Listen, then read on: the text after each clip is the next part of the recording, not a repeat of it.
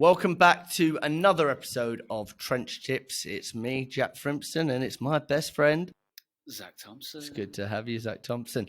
Zach, I want to hit you with a big question today. Hit me. Better be big. Better be huge. Do you mind if I hit you with a big one? So, as long as it's lofty. Okay, and it's appropriate, so don't worry. So Zach, you've worked 6'2". No, you worked in sales for a long time. Okay, Ooh. we've been friends for a very long time. You're a very funny guy. I'll give you that. Thank you. Thank you. I'll take that. What do you do on your sales calls to make sure that you're different from every other sales call that those people are receiving? I'm probably not scared to get weird. Okay. Can you elaborate? Yeah, I think sometimes people keep sales calls in quite a serious place. But, everyone's going home and chucking a bit of Would I Lie to You on and laughing at Lee Mack, aren't they? They'd be lying if they weren't. Am I right? All right, I thought you meant like Charles and Eddie, the song. Everyone's going home and just playing that song on repeat. No, but I'm sure that, me, Elon Musk, Richard Branson, Stephen Bartlett, whoever else that you'd like in that business leader world, we're all sat around watching Would I Lie to You. You're probably going to think Bob Mortimer's quite funny as a guest. Yeah? So why not take a sales call there? Okay. It's weird, isn't it? People people just like eliminate humor. Like when we're in sales now, we're in business. We can't make it like, obviously the state of mine and yours LinkedIn. Some people would say it's funny. Some people would say we're absolutely off our nut. But we had that podcast guest, didn't we, before we started? He said, "Can I ask before we jump in? Is there something wrong with you both?" But it's like, but why can't you bring humor into the world of business or sales? It's like, surely that's something we all have. Not everyone's got a funny bone, but most people. Yeah, exactly. And I think there's a skill to it, but there's also, don't take it so seriously, because not everyone's going to be like, "Oh yeah, this is great." Like sometimes you have to think on your feet a bit and make it a bit weird to get someone using a different part of the brain. The pattern interrupt works because it interrupts in a certain way that makes someone's brain work slightly differently. The exact same thing could be said about like saying something weird to someone on a night out, and they're like, "Oh," suddenly have a sober moment and think about what you're saying. They're like, "What?" And it's the same on sales calls that go in a certain way. We're all going down this pattern, and then I just say something odd. And then it makes someone go, "What?" So can you, because you've been doing this for me for the last 15, 16 years of friendship, you'd be like, what would you rather have? Like tarantulas for arms or little co-workers for ears or something like that? I don't know the semantics of it. So what would you say, like, what's some of the weird ones that you've got into? All right, let's role play one. So pretend you'd hit that classic, like, "Oh, sorry, I'm not interested" type part of the call. Yeah, no, I don't see any of those problems, and I've probably got to get back to work now. That's fair enough. I thought I was asking for a lot with like 30 seconds. You gave me 3. So, but look, let me ask you a question before you go. Is that all right? Yeah, go on. Swans. Sorry, go on. Swans. You know about swans? Yeah, I know about swans. Right. So let me ask you this then. Why are they majestic, but you're also a bit scared of them? It's a good question. Anyway, I've got another call. Have a think about it. I'll give you a call next week. I like it. The call ends, and then I call back next week, and I go, "Listen, we're going to roll the dice together. So let's act out the next call." Hello? So I ring you up. "Hello. You've got a choice to make. Sales call or swans?" Yeah, I'll give you 30 seconds. Don't make me feel weird about myself again. Yeah, there's those sort of ones. And then you say, "I'll give you one more. Right? So we've got to that same bit. You're not really interested. Yeah, I'm not interested.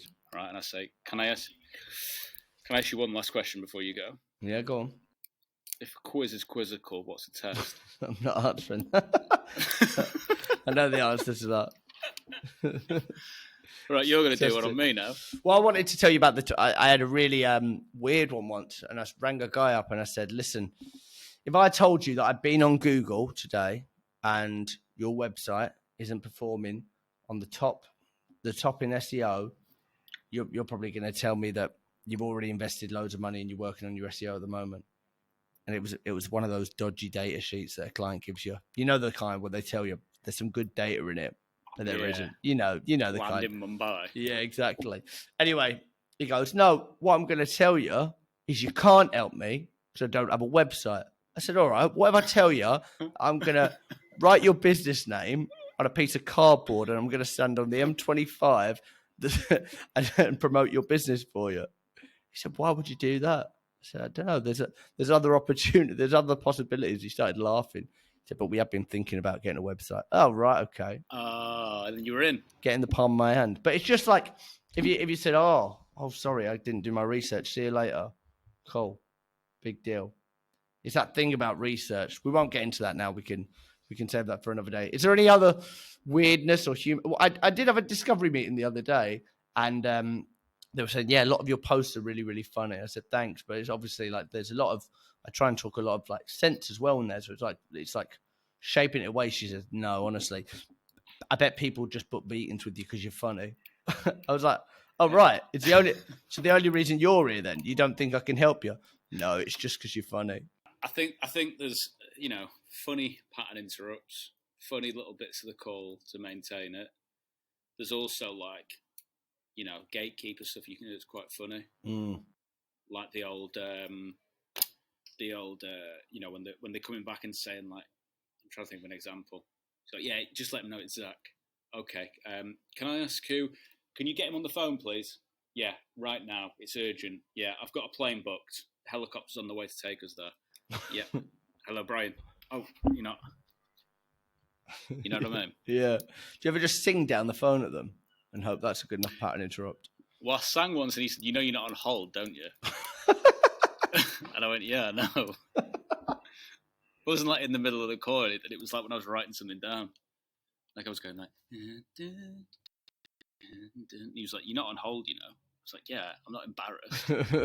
I'm not embarrassed to hum at you. Just sing what the gatekeeper's thinking. The gatekeeper thinks this is a sales call, but she doesn't know that I know Mark really well. Mark's not in today, is he? Do you think that would work? Oh, I like that. I like to do the introduction as well like that. Your intro with a saying that doesn't make any sense. So pick up the phone. Hello. Rolling Stone gathers no moths. Am I right? Am I wrong? Late night love doctor. Sorry, I mean it's Jack. You okay? Batman hotline. Yeah, exactly. Cool. All right. Well, I think there's something in there. Well, I think it's just one of those things like people will probably teach you to be really serious. Don't forget that people are people. They're human beings, and we all. Well, this is. I don't know if it's appropriate. Can I bring something up? I've been telling you about this recently. I'm reading a new book at the moment called The Denial of Death, and it's quite a clever thing. And it's like even the man that is king of the land sits on his arse. So it's one of those things that even the most important, and we've spoke about this, like it's like putting them. That's quite funny. All those seagulls in the background. Oh, sorry. That's a good pattern interrupt right there, Zach. And it's one of those things like even the most important, don't put people on pedestals because even the most important men in the world or the most important women in the world, they all shit. Like it's that thing of just remembering that we're all human beings. And we all. That's so true. Be quick to see how similar you are with everyone rather than how different you are. If you it's not, you should, you spend that sort of teen angsty bit of your life and probably early 20s thinking that there's something unique and special about you, only to find out as you get a bit older, it's all the same. So the same. And it just repeats forever anyway. Exactly. So don't worry about it. We're all going to die. Anyway, let's leave it there.